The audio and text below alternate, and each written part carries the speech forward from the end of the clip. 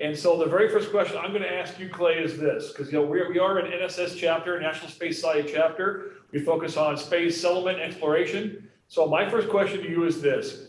You spent pushing a half a year in space on the space station. What was either the largest physical or psychological hurdle you had to overcome during that 6-month time on the station? I don't think there were any physical hurdles. Going from Earth to microgravity is pretty easy. Your body, it doesn't tax your body very much. It makes you feel puffy in the head for a day or two, but other than that, I found the physical part of it pretty easy. I think for me, and I'm only speaking for me, because most people look at us as steely-eyed astronauts, the psychological part was the hardest. I had a wife and 2 kids who I love dearly, and they don't prepare you much for the psychological aspect of this. True story, my wife was told, I was told that don't count on anybody. Count on your family and yourself. Don't count on anybody else to help you. And that turned out to be pretty true. You don't get a lot of help in that department. My wife was told in a briefing with a site guy that she should grow a thicker skin and not let stuff bother her, which pissed me off and surprised me too. I had a lot of battles with the ground, and I recently posted, if you follow me on social media, you may have read my recent post when they asked me, the question was, what was the one thing or the hardest thing you dealt with in space? And I talk about this in more detail, the way the ground acted and the way they treated me and the way I treated them. I got pretty frustrated pretty fast. I'm a kind of guy that expects to get things done, and I expect people to do their job. And a couple times on the space station, I was exposed to a situation or two where the ground didn't do their job. And instead of admitting they didn't do their job and helping me get around it, they basically fought me. And that pissed me off too. So that's why I retired in 2013, because they weren't going to let me fly long duration again because I didn't have the temperament. Well, I did 5 months in space, and we didn't make any mistakes. So how could I not have the temperament for long duration? But that would be the answer, psychologically for me, not physically. Okay. Question, Clayton. Throwing you out there. Not Clayton. Sorry. Go ahead. Okay, so kind of a question here. You published a few books, and then I'll have more questions on your the kind of psychological adaptations as well, but I had this one in mind. A few books? I published 4, for God's sake. There goes the temperament. Yep. So what made you want to become an author and publish these books? That's a good question. I think I love to write. When I was in school, even way back in high school, I really enjoyed writing. I got a good chance in college for the first time to write what I would call well-critiqued stuff. In other words, as a high school writer, teachers were not, at least my teachers were good folk and good teachers, but I don't know how well they critiqued a writer. So when I got to college, I remember I took poli-sci as a freshman, and we were challenged by the professor to write a piece, and I don't remember what the subject was, but he challenged us to write a piece on something and make it 1 page or less, single spaced. I mean, and so I start out and I wrote like 4 pages, and then you have to look at it critically, right? You have to figure out what really belongs here, what really tells the story, and what's fluff. And as you college students know, fluff is easy. So that was the thing that reminded me that how you write and the content you write, it matters. And so I kind of developed a discipline. And when I got to NASA, I had to write a lot of technical papers and a lot of documentation. Even my first 2 years there, I wrote a document that some NASA engineers at Johnson call the Bible of rendezvous and proximity operations. operations for the International Space Station. Well, shoot, I don't know that I would call it that, but I know I worked my ass off on it and, wanted it to be a high quality product. So I was exposed to writing. I wrote a lot of memorandums, and it used to frustrate me reading other people's memorandums. And NASA taught me discipline and how to get your point across quickly, accurately, and then provide the data, the more fluff, if you will, later in the document, right? Because people are busy, they don't have time, and so they need to read right up front what's important. And so now on social media, I try really, really hard to give people clear, concise, fun, entertaining answers that are truthful, but that engage you and don't require you to read, this much crapola to get to the gist, right? You've all been on social media and some clown on Facebook posts something that's miles long and doesn't really answer the question and that sort of thing. So I take pride in what I've written and how I write, and I really enjoy it. I really, really do. Blake, you talked about your early days at NASA. You've also accused me before of not being very tenacious because I gave up after 10 times trying to get into the program. Talk about what it took for you to get into the program in the first place. It takes perseverance. I realized pretty early on that the competition is hugely tough. So there was a time when I was ready to give up, and it was right before year 13, my 13th application. I had flown to Seattle with my wife to look for employment, and that didn't go really well. I was kind of counting on a guy out there that worked for Microsoft that I knew that had a lot of contacts to help me out, and his contacts didn't really, rather than stand up and say, hey, will you hire me? Working around that, it didn't go as well as I wanted it to. So we flew back to Houston, but right after that, I got a call for my first interview. So perseverance matters. Well-roundedness matters. The problem with being an astronaut is everybody now does the same stuff. They all jump out of airplanes. They all learn how to fly. They all get scuba certified. Most of them climb a freaking mountain somewhere.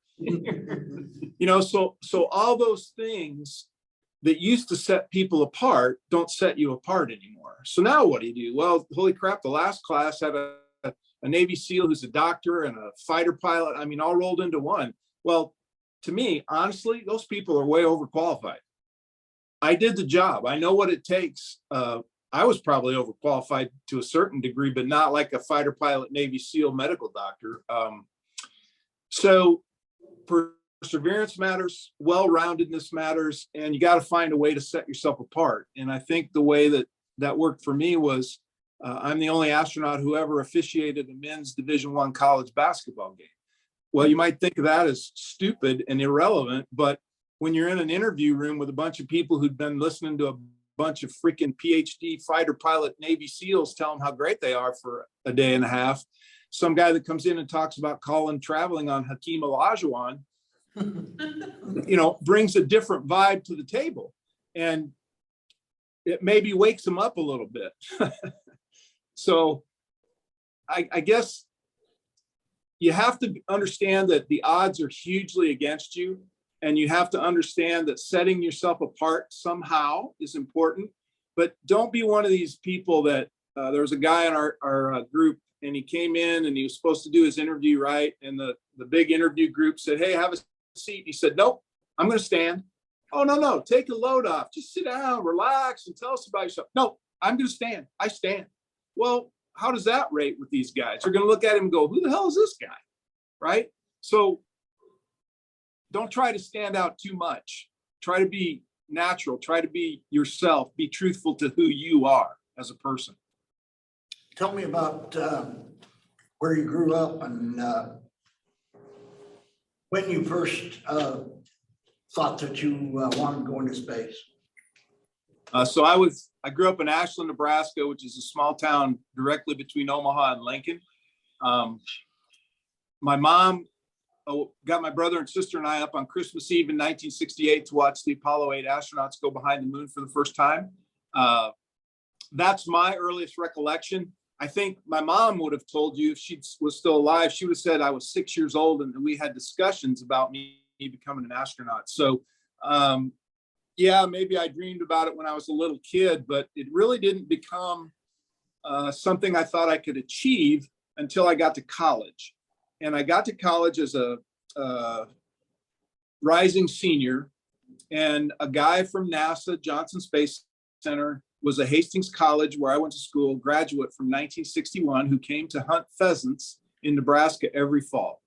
So here he is tromping around the cornfields with a shotgun in his hand with the career guidance counselor at Hastings College. Well, they started to shoot the breeze, right? Waiting for a pheasant to pop up. And turns out he said, what do you do? I work for NASA. Oh, you do? We have a kid here at Hastings. He loves NASA. Oh, you do? Well, does he know NASA has a summer internship program at the NASA Johnson Space Center in Houston? Oh, no, I don't think he does. Should we tell him? Yeah, we can tell him. I can send the information. You want me to send the information? Sure, send the information. So long story short, I love to tell that story, by the way.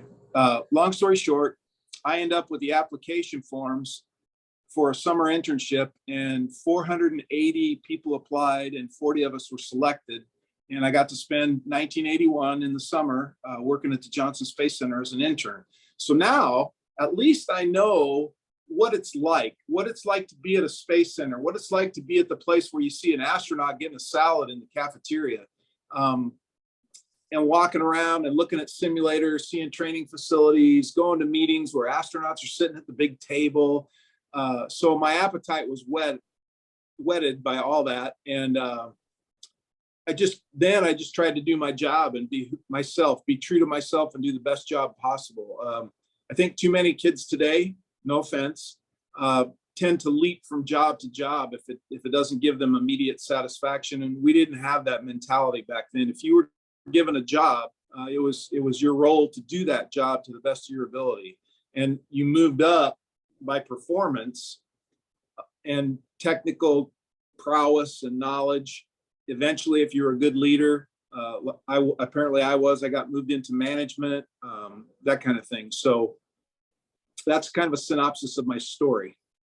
Thank you.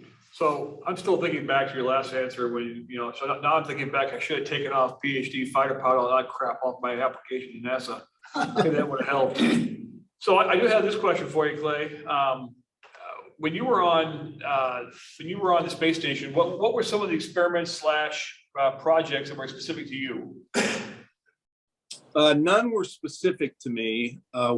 Back then we didn't do a lot of science as much as they do today, simply because we were worried more about building the rest of the space station. For example, one of my jobs was to wire the entire space station for Ethernet capability, right? When you guys don't understand this because it's Wi-Fi now, but we used to have to plug a cord into a slot in the wall to get our computer to talk to the internet.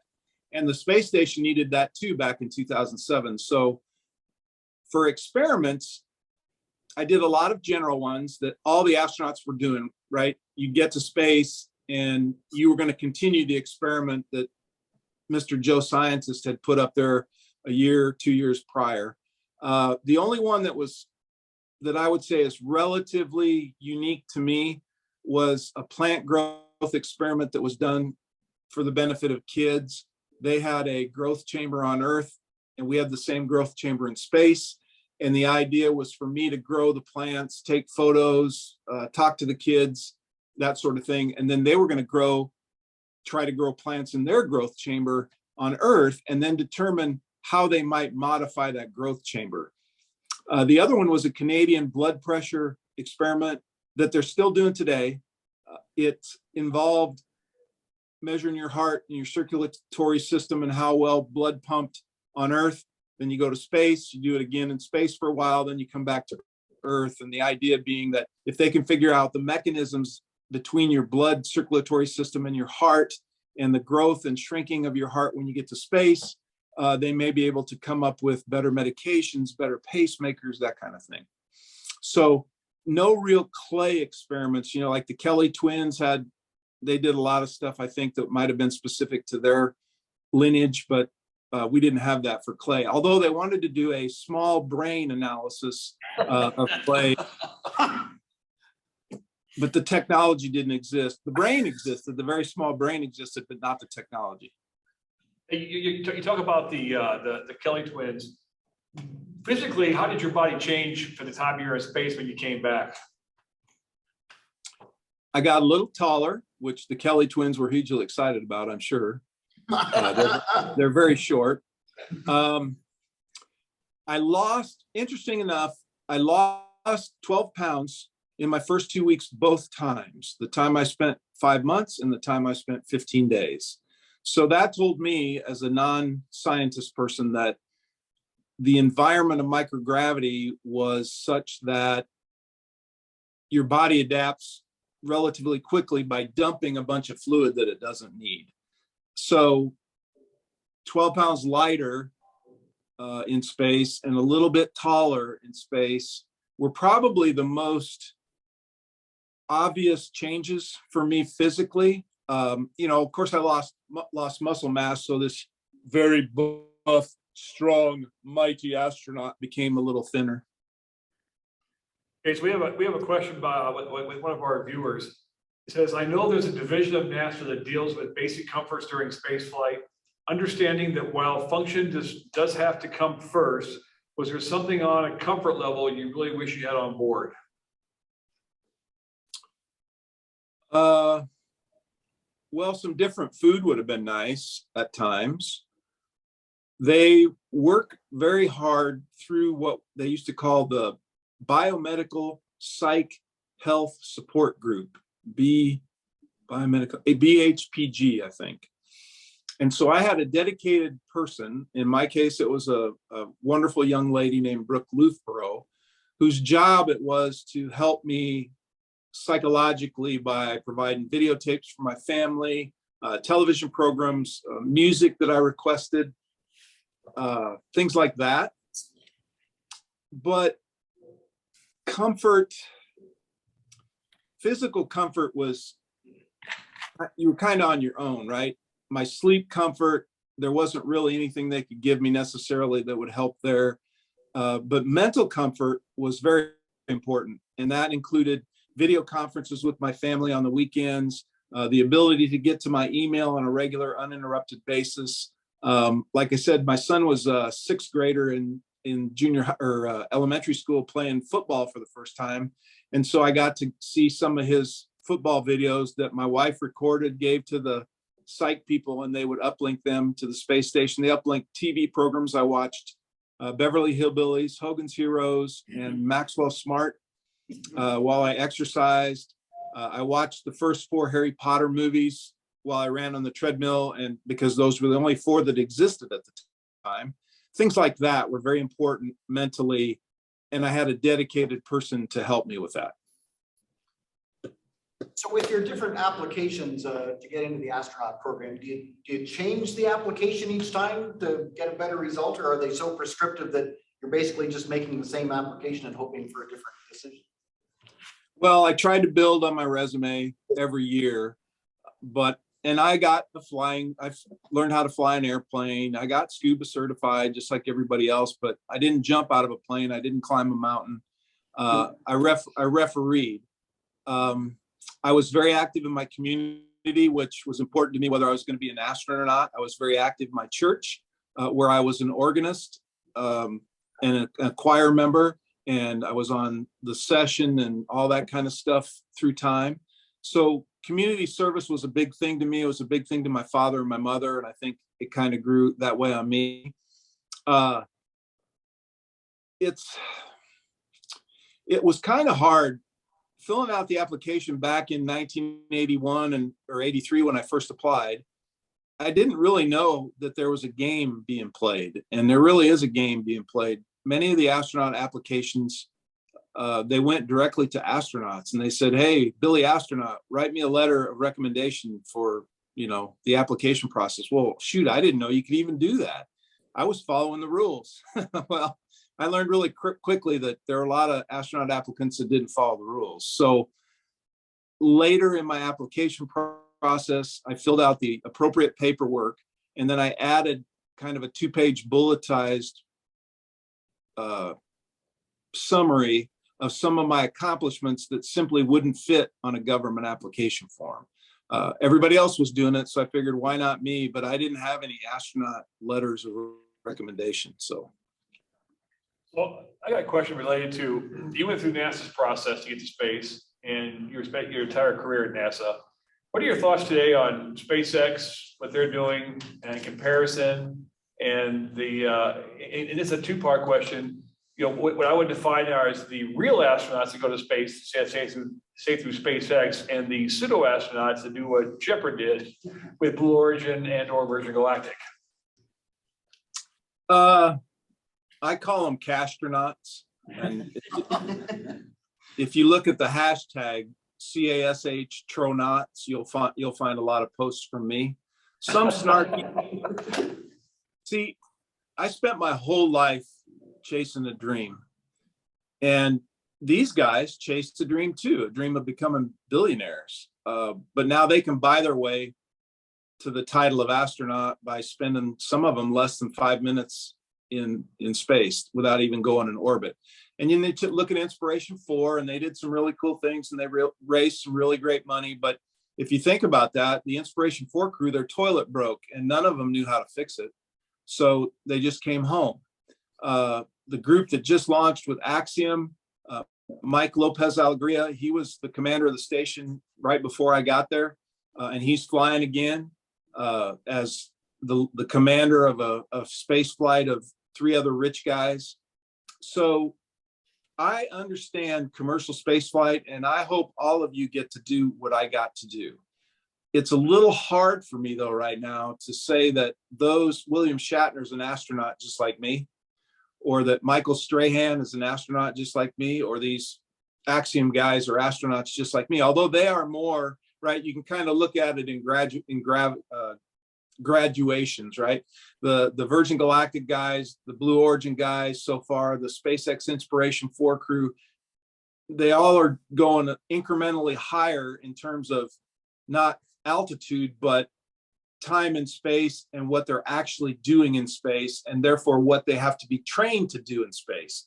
At least the Axiom guys had to go through about 8 months of training to learn a little bit more in order to live and work on board the space station than William Shatner or Michael Strahan, right? They just showed up and got a new fancy flight suit, and somebody told them how to puke in a bag and climb the ladder to the rocket and buckle their seatbelt, and away they went.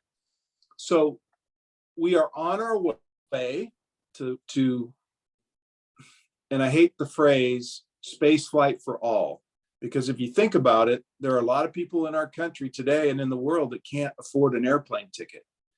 Some can't even afford a train ticket or a bus ticket. So to say space is for all is way premature in my book. And I think we need to be careful with that.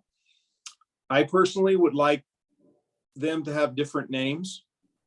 If you buy your way to space, maybe you're a space tourist or a space flight participant or whatever. But honestly, for me, it's hard. For as hard as I worked and as long as I toiled to become a NASA astronaut, it's a little hard for me sometimes to hear these other folks. I mean, I haven't given a speech in 2.5 years, but the Inspiration 4 crew, they're traveling the country talking to everybody, right? Because they're very popular and noteworthy. So I guess that's probably the end of the answer. Can I ask with that then, when we're looking at space travel, or even space exploration, who are we not inviting to the table? Who's not there? I mean, obviously, if you're a billionaire, you can come to the table now, but who are we not including that we should be thinking about in the future of space exploration? About you? Okay, I'm there. I mean, right, who are we not inviting? We want to be able to offer it to everyone, but like I said, we can't offer an airplane ticket to everyone yet. So that's a tough question to answer.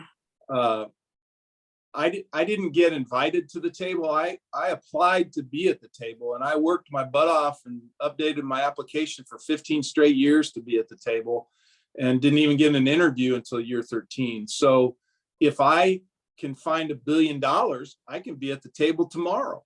I can probably be on a space flight within 6 months. without really having to train. You know, I had to learn to speak Russian. I don't think William Shatner did, or Michael Strahan did, or even the Axiom 4 crew or Axiom 1 crew. They don't have to learn Russian anymore. So there are differences in how this goes. I do hope, though, that there's a way for everybody to get to space eventually. I'm a little concerned for tourists if they, for example, go to a space hotel and they want to spend a week in space. Looking out the window and floating in micro G gets old after several days. So what are you going to do for fun? Watch TV?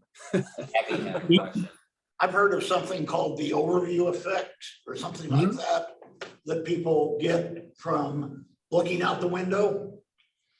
Could you comment on that?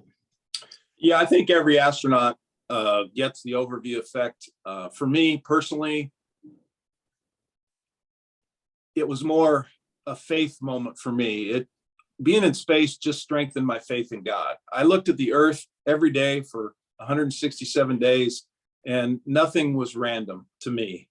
There was an order in everything, and I don't believe that's happenstance or circumstance. I think my faith was strengthened in a God that I can't see, I can't touch, but I believe is out there helping to define the universe. So a lot of astronauts don't talk that way. They use the overview effect and the thin fragility of the atmosphere. We don't really need to see it to understand that, really. We're the only planet we know with a human species in our solar system, in our galaxy, and therefore in our universe. So until some alien life form comes and says hi to us, we may be the only ones. I don't believe that. I think that the universe is so large that there's probably a species somewhere trying to do exactly what we're doing, trying to move away from their home planet based on their technology and their money and their capabilities. So with a universe as large as it is, I don't believe we're alone. But just like my God, just because I can't see you or touch you doesn't mean you don't exist. So Clay, there's a question in chat that says, do you think the Artemis program will help open the doors to more people? For people to go to space, or? Yes, that's what I'm guessing. It's possible. I'd say Elon's work will open it up for people, normal people, faster than Artemis will. Artemis is going to use NASA astronauts, and they're going to use NASA tech, and yeah, they'll use some of Elon's tech too, but I think he's going to go try, if his tech works, he's going to go try to load up his big rockets with paying customers to go do whatever they're going to do. But I think Artemis will be mostly NASA driven, government driven for quite some time into the future. So before we come back to Artemis, I do want to comment on what you said before about your sitting at the space station and viewing Earth and how it strengthened your view of God. Like you, I've talked to a lot of the Apollo guys over the years, and many of them have told me that same thing, that they were pretty agnostic prior to going to say to the moon, and then when they stood on the moon for the first time, looked back at Earth, it totally changed them as human beings. And like Gene Cernan told me repeatedly, there's no way that was all randomized and it just happened by accident and so on and so forth. And it totally changed your perception. So sometimes I do think as human beings, just the psychologists will be coming out, but you don't realize how things really are until you get out of your normal routines and see a new perspective from a new vantage point. And that I've heard that a lot from astronauts over the years.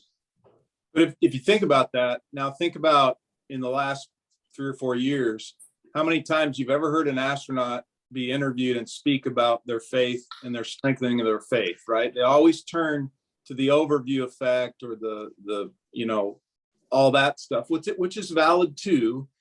But I have not personally heard them speak of a strengthening of their faith in God personally. So maybe they have that and they just choose not to talk about it. I don't know.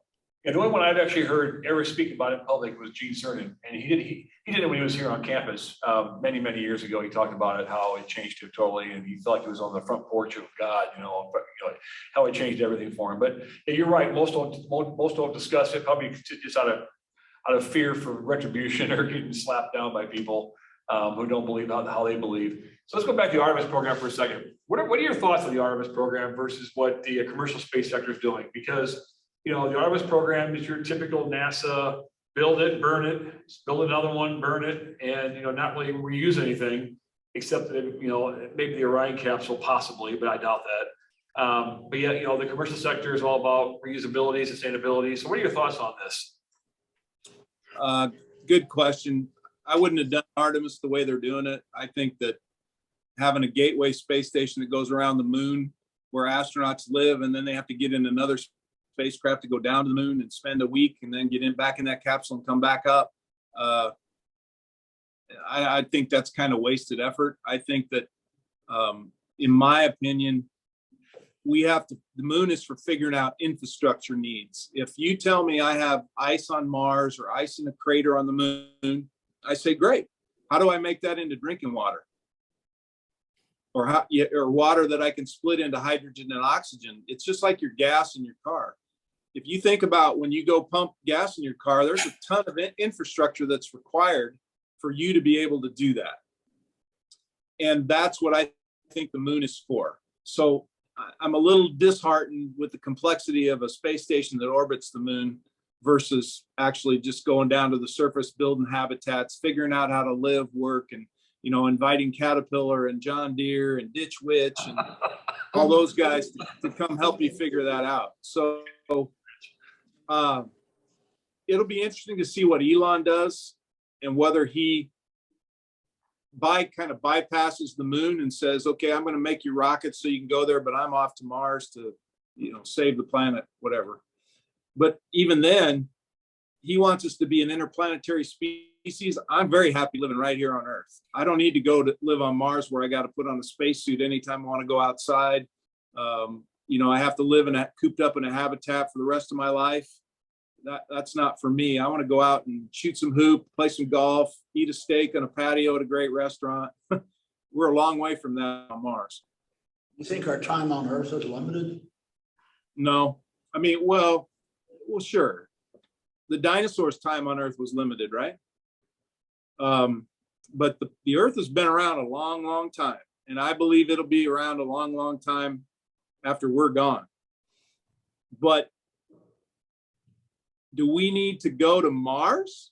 Now, if you can tell me how we get to another Earth-like planet that has an atmosphere where we can get off and wander around and build a log cabin and stuff, I'll listen to you, but we're not there yet. The best choice we have is the planet Mars, and it's pretty hostile.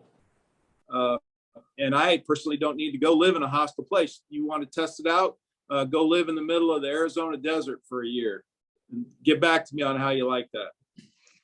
So when it comes to Mars, whether it's outposts or settlement, does anybody have a leg up on the radiation challenge that you know of? Because it seems No, water's an idea that a lot of people throw around. Lead's too heavy, so I would say no. Living within a water core is possible, but I haven't seen any designs that make it legit. And that's the thing that everybody will talk about. If you want to go to Mars, you got to beat the radiation problem. A lot of astronauts will say, I don't care. Well, good for them. I care. Yeah, everything about space tries to kill you. And, you know, like you said, no matter how bad it gets on Earth, it's still easier and cheaper to stay here on Earth. Even if you have to dig subterranean, you know, go below the Earth's surface because of what's happening on the surface, it's still going to be easier and cheaper than going somewhere else. Alan Bean once told me, he says this repeatedly, but he used to say how after he'd been in the lunar surface, you know, when he got back to Earth, he never realized how much he appreciated Earth. He never complained about the weather ever again. Even during hurricanes, he was happy to have weather, period, yeah. in general. Other questions? Oxygen to breathe. Oxygen is a big thing. Kelvin, you have some questions? Yeah, so I was just kind of curious. You mentioned kind of psychology a few times throughout your chat today. So I was just curious, during the astronaut training program, I'm guessing it's pretty extensive and intensive. What was your mindset going through that? How did that affect you psychologically?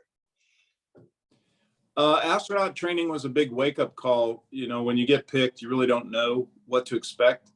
You know, sleeping on snow in the middle of the Wyoming Wind River mountain range in February, freezing my ass off, was not a lot of fun at the time. But it teaches you to deal with yourself, to learn about who you are, what you can take. I imagine Navy SEALs go through this a lot. And military folks that are training to be Army Rangers and those type of things. It teaches you to rely on others, and it teaches you how to help others. We had some people on some of my trips that didn't carry their weight. And in the vein of mission success, a bunch of us had to pick up that weight and carry it for them, which after a while becomes difficult, and it makes you frustrated, sometimes a little angry, and you want to slap the crap out of them and say, pull your head out and take care of your job. But astronauts aren't supposed to do that or say that, right? We're supposed to smile and save the mission. Go ahead. Let me ask you about another thing that astronauts are not supposed to talk about: sex. You ever think or talk about it? Woohoo!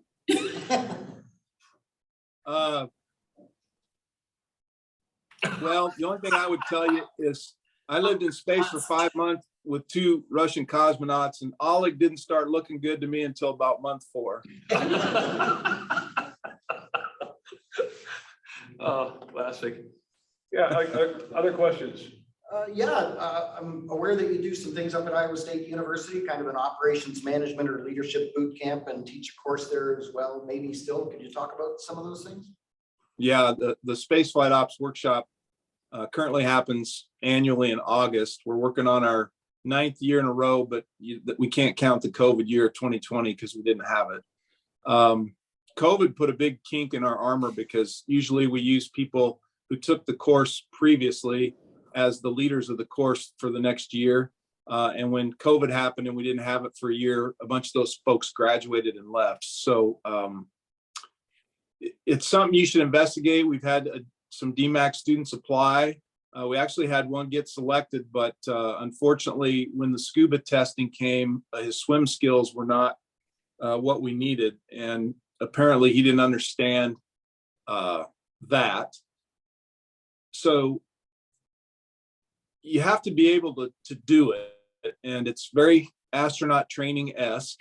It's long days for 2 weeks, and it involves scuba diving, jumping out of an airplane, 4 days in the wilderness in Minnesota, fighting a fire in virtual reality on the space station, learning to taxi, take off, and land a simulator airplane, and then get some leadership followership and some space physiology and some operational procedure development and space law and risk assessment.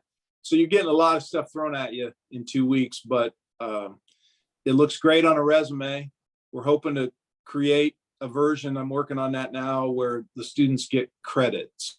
So, Clayton, I appreciate you being here and taking the time with us. Did you see the movie Gravity? oh yeah, I saw it. Okay, so I got thoughts. Were you yelling at the TV the whole time, or yelling at the screen? I was laughing mostly. But I'll tell you, Sandra Bullock's in Spanx is 3.5 stars. And the other thing I'll tell you, there's one scene in that movie that didn't make me laugh. So she comes back in and she gets in the so-called Soyuz, which is twice as big as the real thing, really. She gets out of her spacesuit, which is the first time you see her in Spanx, which is applause worthy in my opinion. But then it's right before the fire happens on the space station, and she comes out of the Soyuz and she makes a left turn by grabbing on a handrail with her right hand. And I don't know if you remember this, but you can go back and find that in the movie. And she makes that right turn, and I about dropped the load. I'm looking at that and I'm going, my God, they nailed it. I did that 1,000 times in the space station, and that looked as real to me as anything I'd ever seen in a space movie. So that piece of it, that small piece of it was legit. The rest of it was pure entertainment for me. Yeah, well, especially the fire extinguisher, navigating through. Yeah, that was wonderful. Yeah, riding it around. Yeah, excellent. Well, Clay, thank you very, very much for taking your valuable time. I know you're a busy guy. And we'll get you back here to West Campus here one of these days soon for CR Live and have you talk to us all again. That would be great. I appreciate it, y'all.